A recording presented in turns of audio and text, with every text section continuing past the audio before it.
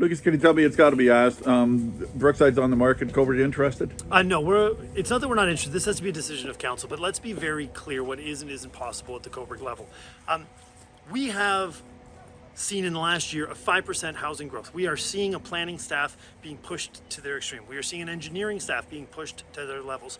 We are hiring new staff to keep up with the demand of housing in Cobourg. Full stop. We have properties of land that we are working to see development come on. Full stop. So Cobourg is moving ahead hard and fast on the development of housing as per our mandate, as per the provincial mandate. When it comes to Brookside, we are looking at a huge project. We're looking at buildings that need to be dealt with. We're looking at floodplains. We're looking at a historical building. This is something that Cobourg has to be realistic about. It's not within our purview to take control of this program.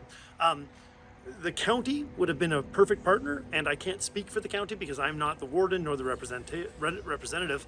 And I think that question should be asked of the warden, should you so, what about the county's interest? So I think moving forward, now that we know it's on the open market, what's really important is that Cobourg has looked out for the interests of Cobourg.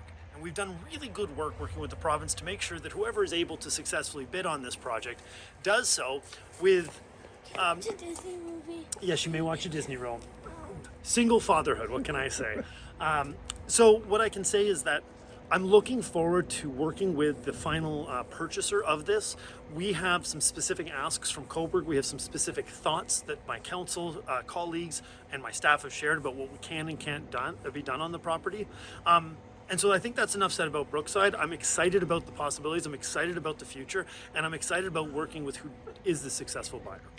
Next question, and sorry to get you off guard on this stuff, but I mean, next question is, Belleville, City of Belleville put out a statement of declaration of emergency regarding the homelessness problem. Is that a thought for Cobourg, or is that a thought for anything like this? I mean, Belleville is very specific. What do they have? 13 or 14 overdoses in 12 hours on the main street. We're seeing a hot supply come through the neighborhood. It's not a good sign, and I think it's a good indication when you have a municipality like Belleville declaring a state of emergency because of the number of overdoses. Like, I think it's two things we need to take into consideration. One, as Cobourg residents, we have to realize that we're not alone in this. That the issues and the problems that Cobourg is having as the sole place where county sort of provides social services for, that of course this is going to come along with it. Look at every other area. And secondly, I think it goes to show that we need to start putting more money where it's needed. That at the county level and at the provincial level and the federal level, we need to start really thinking about what we're going to do to fix this. We can't keep looking to a broken system that has put us in this situation to be the solution out of the problem we're in. We're where we're at today because of the system, and yet when you go to work on the problems, everyone goes, but that's not the way we do things. So at what point are we as elected officials at both Cobourg, at county, and at the upper levels going to realize that the system is what got us here, and that we need to start thinking about fixing the system, because it's going to be in the fix of the system that allows us to deal with these kind of problems. Last question. Specifically, they came out with the declaration a day after the overdoses, so it might have been as a result of the overdoses, but the declaration came out after the overdoses. So in thinking, I believe it's because it's happening there. So it's not a, it might have been as a result of the 13 overdoses, but it's ongoing now, and they're still declaring it. So that's why I wonder about here, because it's still going on. I do appreciate that. I'm not going to say either way, because that's not a decision that I, as the mayor of Cobourg, would get to make. That's a decision. I mean, yes, it is, because I get to declare a state of emergency, call it what it is. But at this time, I'm not ready to do that. I would be leaning on my experts. I would be leaning on my staff. I'd be leaning on the health unit. And I want to be very clear, we have declared multiple states of emergency around homelessness, around mental health. These have been declared, not necessarily around the drug uses. And I will always be open to exploring that should council and the staff feel that's an appropriate step. Tell me about Brookside just went on the market. Tell me your thoughts. Do you know, like, is there any timeline with this, David, or do you know, I guess? Yeah, I mean, I've been looking forward to this day for quite some time. We, as folks know, when we were elected, we said we've got a lot of surplus property all across Ontario that can be used for better things, that they're underutilized. We know we had, 10-9 youth there. Of course, we don't need to relitigate that, but of course we can now better utilize those assets. for things like housing. You know, community gave great feedback.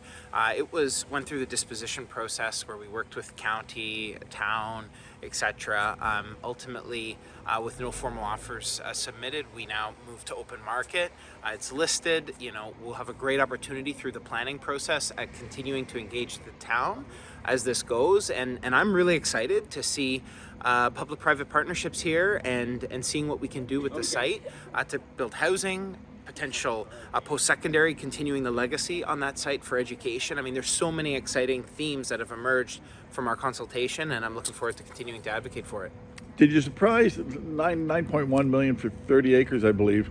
And again, not that I know what $1 million look like, but it doesn't seem that much for that prime property. Did it surprise you that there were no formal offers? Well, there's existing work that obviously needs to go on in the site. I don't know what goes into that. I mean, it's officials that do it. You don't want, you know, I as a politician could come up with the best guess, but you know, they've gone through formulas and it's gone through the minister for her sign off, and she's confident that property diligence was done with the right experts, and now it's on the open market. And I'm just excited to see and realize the potential that's there.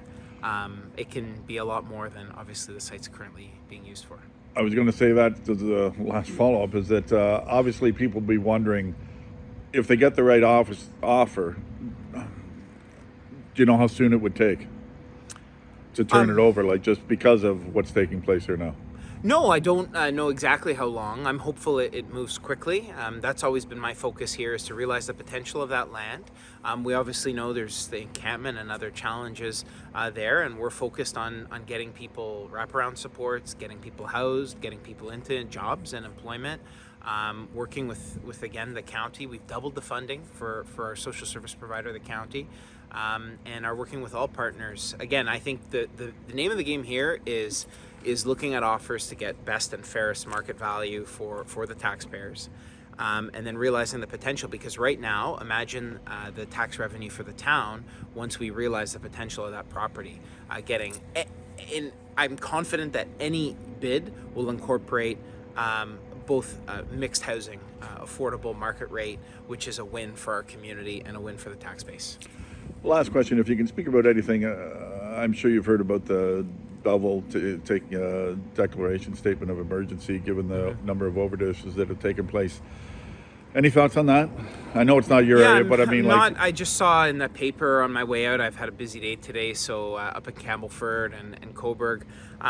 You know, it's mental health addictions are an issue we're seeing from coast to coast to coast all across Canada.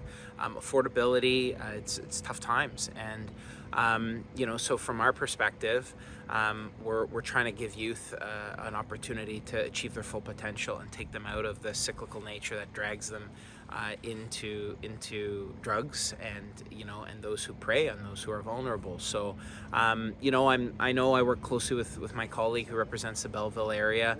As Minister of Labour, we've got a skills development fund targeting. I mean, you know, I'm on the heels this week of having talked to Oaks Revitalization Center. They're taking the hardest. Half the people who went through their program of 20 some odd, half were shot and involved in drugs and gangs and violence. And so it's stories of success like that, funded by the government of Ontario, working with union and non-union partners to get people into the trades, for example, that are taking them out of this life.